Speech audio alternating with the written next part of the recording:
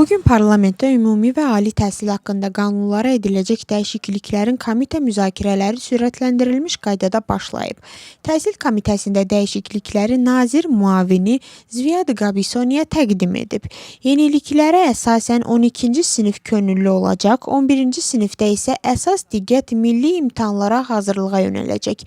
6-cı sinifə qədər məktəbli forması məcburi olacaq. Dərs prosesində mobil telefondan istifadə məhdudlaşdırılacaq. Həmçinin dərsliklərin qriflənməsi ləğv edilir və hər sinif pilləsi üzrə fənlər üçün vahid dərslik tətbiq olunacaq. Daha bir dəyişikliklə 1-ci sinifə yalnız 15 sentyabr tarixinədək 6 yaşı tamam olan uşaqlar qəbul ediləcək. Dövlət məktəblərində Mən Gələcəkdə adlı antinarkotik kampaniya davam edir. Layihə Daxili İşlər Nazirliyi və Təhsil, Elm və Gənclər Nazirliyinin birgə təşəbbüsü ilə yenilənib. Bu il kampaniyaya İdman Nazirliyi də müxtəlif idman tədbirləri ilə qoşulub. Kampaniyanın ikinci mərhələsi çərçivəsində hüquq mühafizə orqanlarının və məktəb mandat xidmətinin nümayəndələri 6-cı və 9-cu sinif şagirdləri ilə görüşlər keçirəcək. Kampaniya ümumilikdə 100 dövlət məktəbini əhatə edir və məqsədi yeniyetmələr arasında psixoaktiv maddələrin istifadəsinin qarşısını almaq, maarifləndirməyə və sağlam həyat tərzini təşviq etməkdir. Daxili İşlər Nazirliyinin Acara Polis Departamentinin əməkdaşları xüsusilə külli miqdarda narkotik vasitənin qanunsuz əldə edilməsi, saxlanılması və satışına yardım ittihamı ilə 1979-cu il təvəllüdlü Ukrayna vətəndaşını saxlayıblar. Batumidə aparılan axtarışlar zamanı satış üçün qablaşdırılmış 55 büküm metadon və narkotikin qablaşdırılması üçün materiallar maddi sübut kimi götürülüb. Törədilən cinayət 20 ilədək və ya ömürlük azadlıqdan məhrum etmə cəzasını nəzərdə tutur. İran uranın zənginləşdirilməsi səviyyəsini azaltmağa hazırdır. Bunu Ayətullah Əli Xameneyinin müşaviri Əli Şamxani bildirib. O deyib ki, Tehran zənginləşdirilmə səviyyəsini 60%-dən 20%-ə indirə bilər. Şamxani əlavə edib ki, ABŞ tərəfindən hərbi hücum olarsa, İsrail İran üçün qanuni hədəf sayılacaq və cavabın miqyası qarşı tərəfin addımlarından asılı olacaq.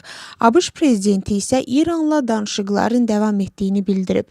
Trump qeyd edib ki, hərbi gəmilər İrana doğru hərəkət edir, amma o Tehranla razılıq əldə etmək niyyətindədir. Rustaveli teatrında Suxişvililərin yeni nəslinin solo konserti keçirilib.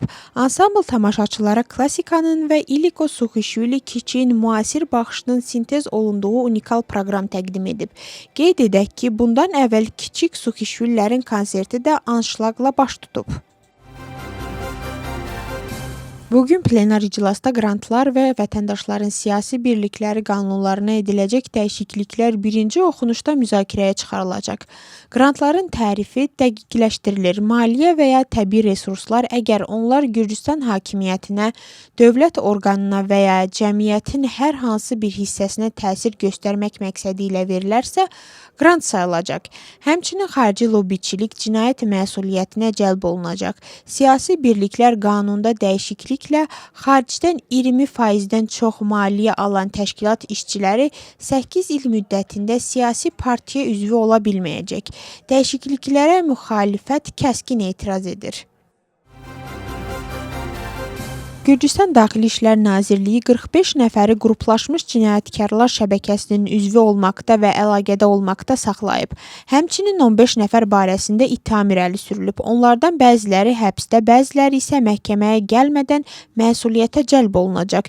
Üçü qanuni oğru sayılır. İttihamlar arasında cinayətkar şəbəkəyə üzvlük, şəbəkənin fəaliyyətinə dəstək, şəbəkə üzvünə müraciət və qanuni oğruluq yer alır. Daha ətraflı məlumatı canlı yayımda Xatiyə Camalaşvili təqdim edəcək. Samegrelo bölgəsində Zuqdidi şəhərində Daxili İşlər Nazirliyinin Patrul Polis Departamentinin Vahid Xidmət Mərkəzi açılıb. Məqsəd struktur bölmələrin gücləndirilməsi və vətəndaşların polis xidmətlərinə çıxışının artırılmasıdır. Vətəndaşlar burada bir məkanda 50-yə yaxın xidmət ala biləcəklər. Cərimələrin ödənilməsi və şikayət edilməsi, cərimə meydançasından avtomobilin çıxarılmasına icazə, inzibati xətalar barədə arayış, iri ölçülü yük normadan artıq nəqliyyat üçün icazə. Mərkəz müasir standartlara uyğundur və əlilliyi olan şəxslər üçün uyğunlaşdırılıb. Oxşar mərkəzlər artıq Tbilisi, Rustavim, Tsxeta, Qori və Batumidə fəaliyyət göstərir. ABŞ prezidenti Rusiya-Ukrayna müharibəsinin bitirilməsi cəhdləri ilə bağlı yeni açıqlama verib.